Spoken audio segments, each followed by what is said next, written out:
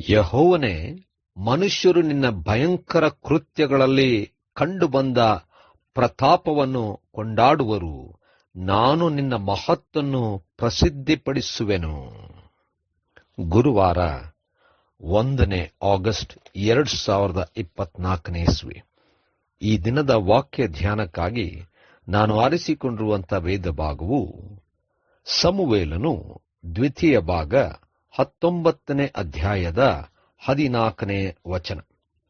ಆಗ ಯೆಹೂದ್ಯರೆಲ್ಲರೂ ಏಕಮನಸ್ಸಿನಿಂದ ಅರಸನ ಕಡೆಗೆ ತಿರುಗಿಕೊಂಡು ಅವನಿಗೆ, ನೀನು ನಿನ್ನ ಎಲ್ಲಾ ಸೇವಕರು ತಿರುಗಿ ಬನ್ನಿರಿ ಎಂದು ಹೇಳಿ ಕಳುಹಿಸಿದರು ಎಂಬುವಂಥದ್ದೇ.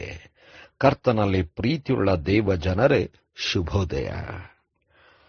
ದೇವರು ಆದುಕೊಂಡಂತ, ದೇವರಲ್ಲಿ ಭರವಸೆ ಇಟ್ಟಂತ ಜನರನ್ನು ದೇವರು ಖಂಡಿತವಾಗಿ ಪುನಃಸ್ಥಾಪಿಸಿ ಉನ್ನತಕ್ಕೆ ಏರಿಸುವಂತವನಾಗಿದ್ದಾನೆ.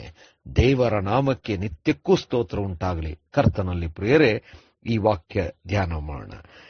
ಈ ದಿನದ ವಾಕ್ಯ ಧ್ಯಾನದ ಶೀರ್ಷಿಕೆ, ನೀವೆಲ್ಲರೂ ತಿರುಗಿ ಬನ್ನಿರಿ.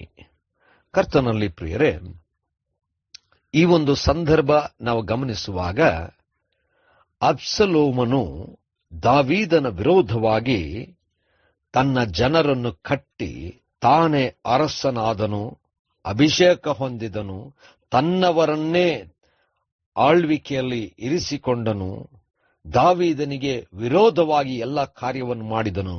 ದಾವೀದನು ಯೆರೂಸಲೇಮನ್ನು ಬಿಟ್ಟು ದೂರ ಹೋಗಿದ್ದನು. ದಾವೀದನು ಮತ್ತು ತನ್ನ ಜನರು ಬಹಳಷ್ಟು ನೋವಿನಲ್ಲಿ ಆ ಸ್ಥಳದಿಂದ ಹೊರಕ್ಕೆ ಹೋಗಿದ್ದರು. ಅಬ್ಸಲೋಮನು ಯೆರೂಸಲೇಮಿನಲ್ಲಿ ಆಳುವಂತ ಸ್ಥಿತಿ ಇತ್ತು. ಆ ಸಂದರ್ಭದಲ್ಲಿ ಜನರು ಕೂಡ ದಾವೀದನಿಗೆ ವಿರೋಧವಾಗಿದ್ದರು. ಆದರೆ ದೇವರು ದಾವೀದನನ್ನು ಪುನಃಸ್ಥಾಪಿಸುವಾಗ ದಾವೀದನು ತಾನಾಗಿ ಅಲ್ಲಿ ಬರಲಿಲ್ಲ. ಜನರೇ ದಾವೀದನನ್ನು, ತನ್ನ ಜನರನ್ನು ತಿರುಗಿ ಬಂದು ಆಳುವಂತೆ ಆಹ್ವಾನಿಸಿದರು. ಕರ್ತನಲ್ಲಿ ಪ್ರಿಯರೇ, ನಾವುಗಳು ಅನೇಕ ಸಂದರ್ಭದಲ್ಲಿ ಪರಿಸ್ಥಿತಿಯ ಕಾರಣದಿಂದಾಗಿ ನಮ್ಮ ಸ್ಥಾನಮಾನಗಳನ್ನು ಕಳಕೊಂಡಿರಬಹುದು. ದಾವೀದನು ಉನ್ನತವಾದಂಥ ಪರಿಸ್ಥಿತಿಯನ್ನು ಸೇರುವಾಗಲೂ ಕೂಡ ಹಲವಾರು ಸವಾಲುಗಳಿದ್ದರೂ ಆ ಸ್ಥಾನಕ್ಕೆ ಹೋಗಿದ್ದನು. ಆದರೆ ಅನೇಕ ಪರಿಸ್ಥಿತಿಯ ಒತ್ತಡಗಳು ತನ್ನನ್ನು ಆ ಸ್ಥಿತಿಯಿಂದ ತಳ್ಳಿಬಿಟ್ಟಿತ್ತು. ಆದರೆ ದೇವರು ದಾವೀದನೊಂದಿಗಿದ್ದ ಕಾರಣ ದಾವೀದನನ್ನು ದೇವರು ಪುನಃಸ್ಥಾಪಿಸಿದನು. ಜನರೇ ಬಂದು ಕೇಳುವಂತೆ ದೇವರು ಮಾಡಿದನು. ದಾವೀದನು ತನ್ನ ಜೀವನದ ಪರ್ಯಂತ ಆ ಸ್ಥಾನದಲ್ಲಿ ಇದ್ದನು, ಆಳಿದನು.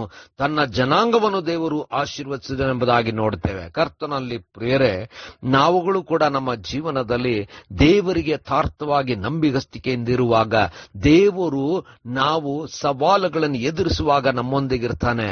ನಾವುಗಳು ಆ ಸ್ಥಾನ ಬಿಟ್ಟು ಕೊಡುವಂತೆ ಆ ಪರಿಸ್ಥಿತಿ ಇರಬಹುದು, ನಾವೆಲ್ಲ ಕಳ್ಕೊಳ್ಳುವಂತ ಪರಿಸ್ಥಿತಿ ಇರಬಹುದು. ಆದರೆ ಯಾರು ನಮ್ಮ ಸ್ಥಾನಮಾನಗಳನ್ನು ತೆಗೆದುಕೊಂಡಿದ್ದಾರೋ ಅಂಥವರೇ ಬಂದು ನಮ್ಮನ್ನು ಆ ಸ್ಥಾನಕ್ಕೆ ಹೋಗುವಂತೆ, ಇರುವಂತೆ, ಬರುವಂತೆ, ಕೇಳಿಕೊಳ್ಳುವಂತೆ ದೇವರು ಮಾಡುತ್ತಾನೆ. ದೇವರು ಪುನಃಸ್ಥಾಪಿಸುವ ದೇವರು. ಕರ್ತನೇ ದಯಮಯ ಸ್ವಾಮಿ, ನಮ್ಮನ್ನು ಪುನಃಸ್ಥಾಪಿಸುವಂತ ದೇವರೇ ನಿನಗೆ ಸ್ತೋತ್ರವಾಗಲಿ. ನಾವು ಕಳ್ಕೊಂಡಂಥದ್ದನ್ನು ಪಡ್ಕೊಳ್ಳಲಿಕ್ಕಾಗುವಂತೆ, ಗೌರವದಿಂದ ಪಡ್ಕೊಳ್ಳಿಕ್ಕಾಗುವಂತ ಕೃಪೆಗೆ ನಡೆಸು. ಯೇಸುವಿನ ನಾಮದಲ್ಲಿ ಪ್ರಾರ್ಥನೆ ದೀನತೆಯಿಂದ ಬೇಡಿದ್ದೇವೆ ತಂದೆಯೇ, ಆಮೆನ್.